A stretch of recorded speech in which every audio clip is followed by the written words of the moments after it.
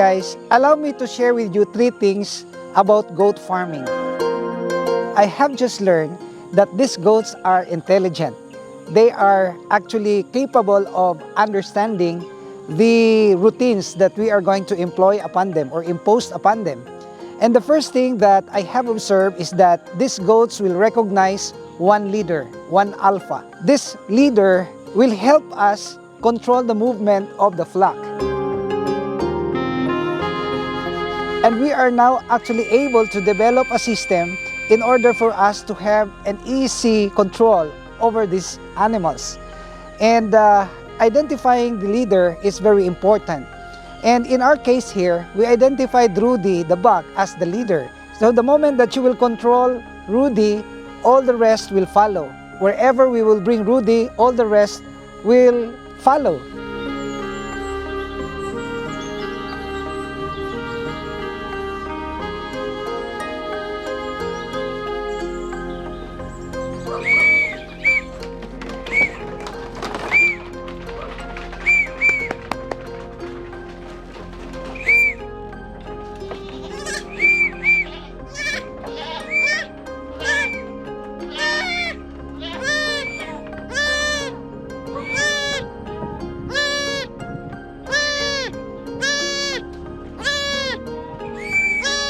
And the other thing that I can share with you is that they can follow routines, meaning that if you will train them to hear the whistle, which means that they are already called to climb up in the goat house, meaning that it's the time for them to take the rest in the goat house, that would be possible.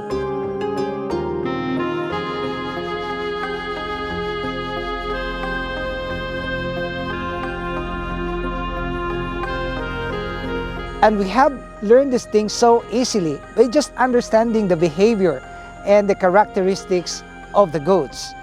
And then the other thing is that when we are going to pasture them, we have to follow the routines. Meaning that if you are going to pasture them early in the morning, then you can do that early in the morning. And on the following day, you will do the same hour, the same procedure. Practically, these goats have followed already the basic routines, and we are pasturing them at 10 o'clock in the morning and then recalling them back, meaning calling them back to the goat house at 3 to 4 in the afternoon.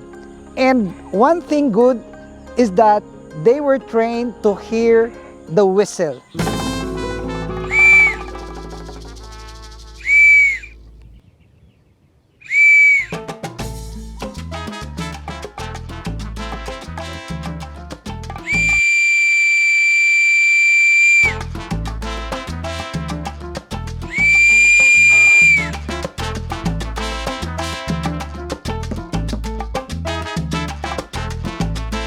So the moment they hear this whistle, they will immediately be alarmed and be informed that it's time for them to go to the goat house.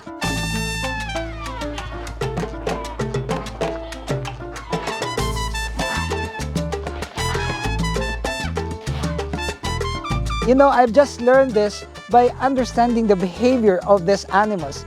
And if you have a close bonding with your animals, you will discover many things.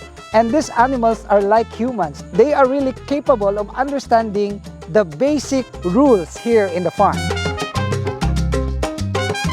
Out of my excitement about this goat farming, I bought another batch of goats. Actually, 1 mama and 2 kids.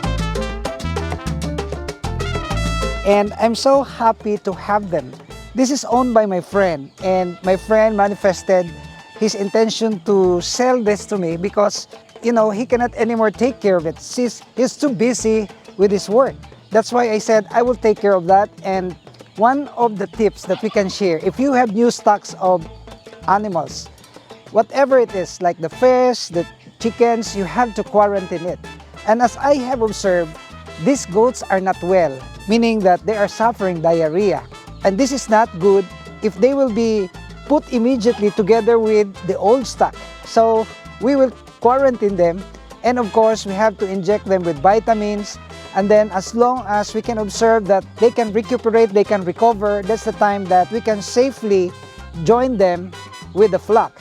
So this is just a tip, and I believe that this is the safest way on how to control disease, because if you will put in sickly goats, then the chances are the healthy goats will be contaminated.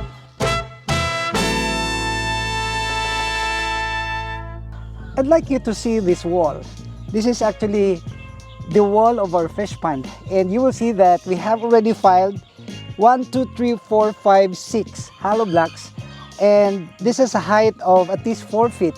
I'm thinking about making this pond very deep. Maybe we can add 2 more, and that would be good for our fish. We have to maintain a deep pond so that the water will not easily get warm, especially during summer. And of course, we will do some finishing touches here. We will use the Sahara cement, and then we will lift this soil here and put all this at the other side, and then we can make landscaping. I couldn't just imagine if we have 5,000, 6,000 or 7,000 Japanese koi at this big, occupying a 1,000 square meters fish pond. That would be a very exciting activity to watch here. You know, these Japanese koi come in different colors.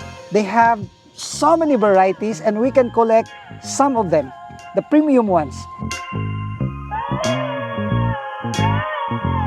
And I believe that we can turn this place into a very enjoyable spot to visit.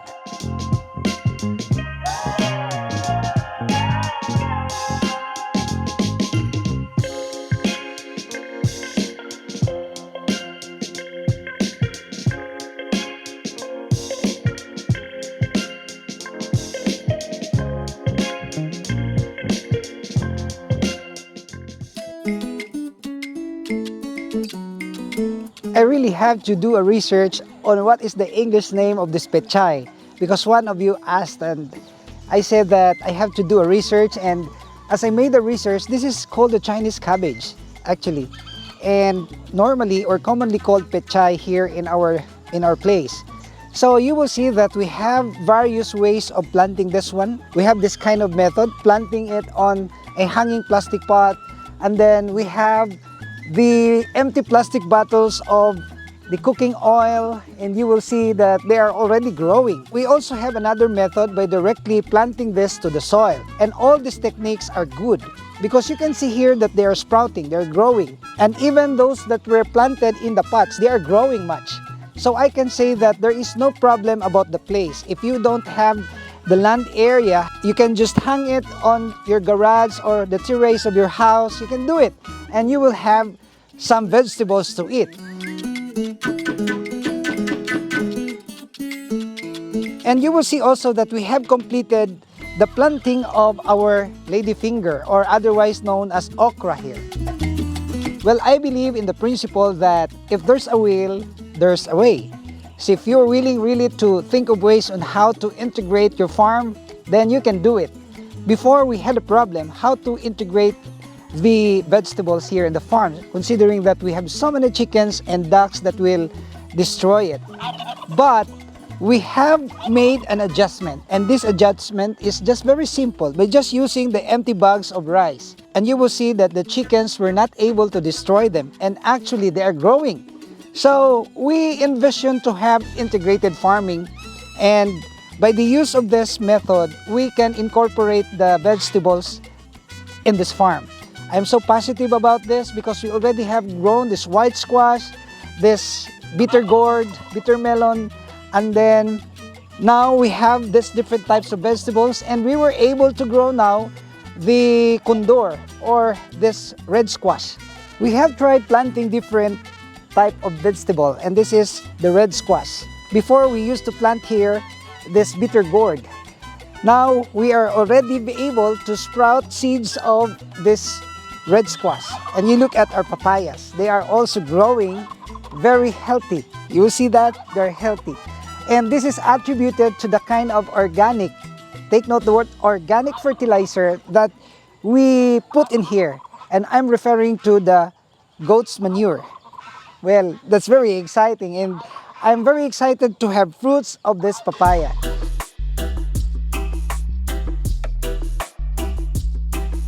So these are the things that we can share with you, and I hope you were inspired by the videos that we have uploaded. And if you are not subscribed to this channel, may I humbly ask you to please subscribe and hit the notification bell, because we are uploading videos, updates of what is happening here in the farm, and this is very inspiring, I believe. And it will encourage you to do your own thing and open your minds that in this life we can make things possible. I would like to see you in my next video, only here at Dexter's World.